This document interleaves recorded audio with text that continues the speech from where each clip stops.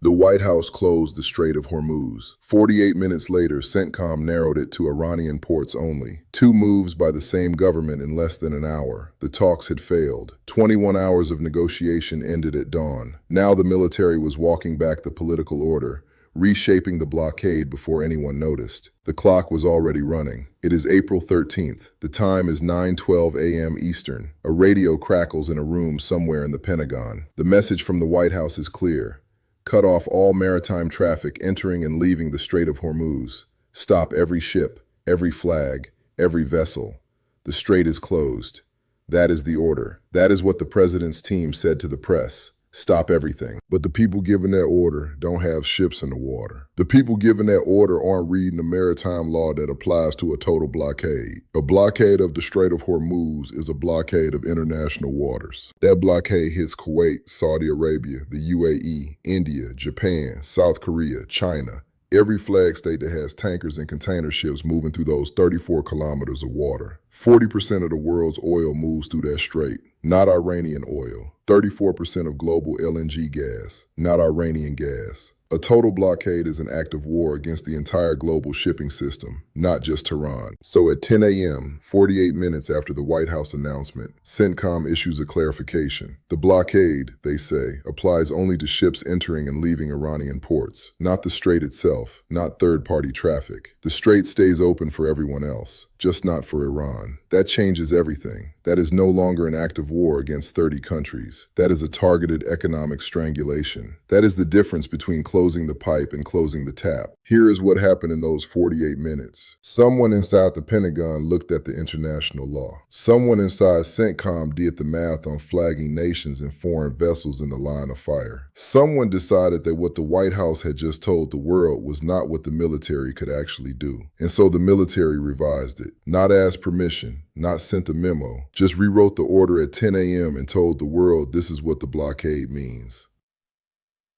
The president's team was watching. They said nothing. This is how power works inside the government. Not loud, not public, just a narrowing, a correction, a military command reshaping the political decision in real time because the political decision was legally unsustainable. Understand what led to this. 2 weeks ago, war started. February 28th, the United States and Israel struck Iran. They hit nuclear sites, military bases, ports, every hard target they could see. The strikes lasted for hours. The damage was real. Then Iran responded. They closed the Strait of Hormuz. They put naval mines across the Hormuz. They sent unmanned systems to hunt merchant vessels. In 21 days, their mines and drones hit 22 commercial ships. Some caught fire, some lost crew, some never left the harbor at all. Insurance companies stopped writing policies. Shipping companies stopped sending boats. The port of Jebel Ali, one of the world's busiest, went quiet. 230 tankers lined up waiting to enter. 800 vessels stranded at sea or in port. The president's team watched this for 6 weeks. Then they called for talks. They sent a delegation 300 strong, diplomats, intelligence officers, military advisors, the whole apparatus. The Iranians sent 70 people, parliament speaker, military people. The talks happened in Islamabad. Pakistan was the middleman. The talks lasted 21 hours. From April 11th to April 12th, they went into the morning. What was the argument? The United States said Iran has to stop enriching uranium. Full stop. Stop all enrichment. Stop weapons production. Relinquish the strait. The Iranians said no. They said they will control the Strait of Hormuz. They said they want sanctions relief. They want the $6 billion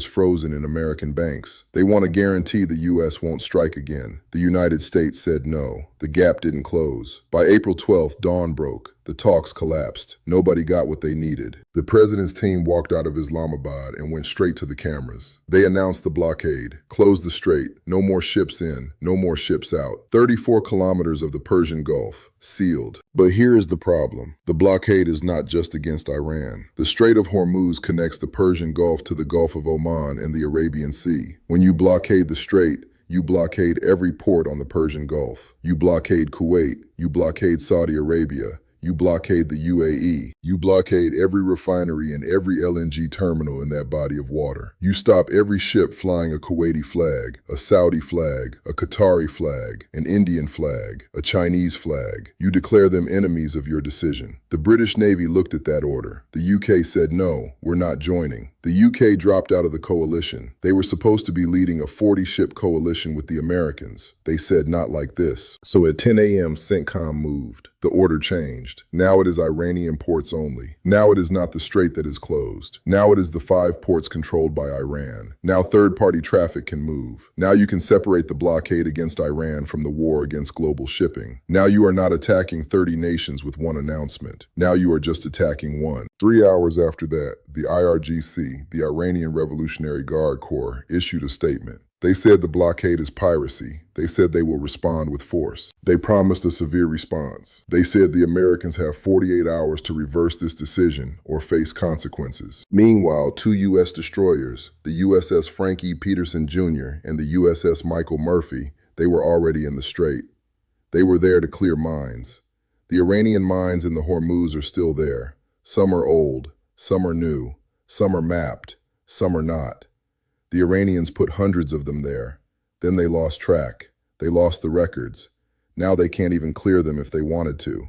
A mine is a weapon that keeps working after the war is supposed to end. So these 2 destroyers, they are moving through those 34 kilometers of water, every inch of it potentially mined. Sweeping, clearing, looking. The Iranians issued a warning. They said U.S. warships in the strait are at risk. The Americans said they heard the warning. The Americans kept moving. By April 11th, both destroyers transited the strait. Both made it through. No incidents. But here is what the blockade has created. Iran is now charging tolls. $1 million per ship to pass through. Some companies are paying it. Some ships are flying Chinese colors now so the owners can claim they're not American. Some owners are getting Indian registry. The insurance is so high that the margins disappear. The shipping companies are diverting around Africa. They're adding 11,000 miles to every voyage. Weeks of extra sailing, extra fuel, extra cost. And the cargo sits in a warehouse somewhere waiting to move. $4.12 per gallon of gasoline is what Americans are paying right now. Brent crude is at $104 a barrel. West Texas Intermediate is at $104.97. The market knows that 6 weeks of war have disrupted the single most important choke point in global energy.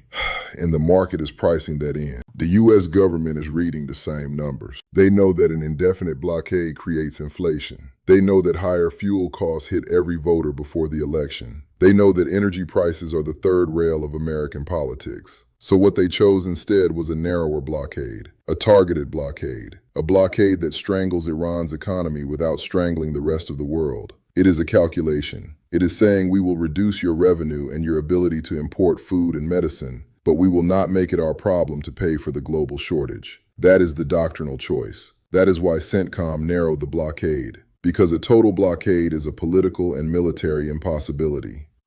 You cannot blockade a strait controlled by one power when 30 nations have ships in that strait. You cannot sustain it. The cost hits you before it hits them. So you shrink it. You make it surgical. You make it targeted. You make it about Iranian ports and Iranian trade, not about global trade through international waters. The question is whether a port blockade works, whether economic strangulation breaks the will of a government that has already decided to fight. The United States has been applying sanctions against Iran for 45 years. Sanctions created the environment that allowed Iran to build domestic industry, to create redundancy, to stop relying on imports. The Iranians learned to make semiconductors at home. They learned to grow their own food. They learned to refine their own oil. They learned to build their own ships. A blockade is just sanctions on water. It chokes the ports. It chokes the trade. But it does not necessarily choke the will. In 1987, the United States did something similar. The Iran-Iraq War was in its 7th year. Iran was attacking Kuwaiti tankers with naval mines and anti-ship missiles. The Kuwaitis asked the U.S. Navy to protect them. The U.S. Navy said yes. So the Navy moved into the Persian Gulf. They swept mines. They attacked Iranian patrol boats. They sank Iranian frigates. They shot down an Iranian civilian airliner by mistake.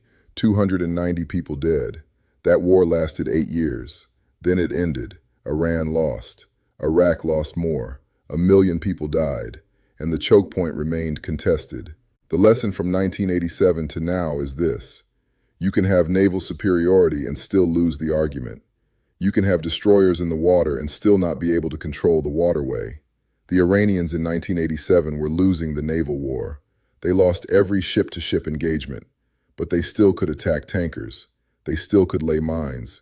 they still could disrupt traffic, and the U.S. Navy could not stop them fast enough or completely enough to make the disruption go away.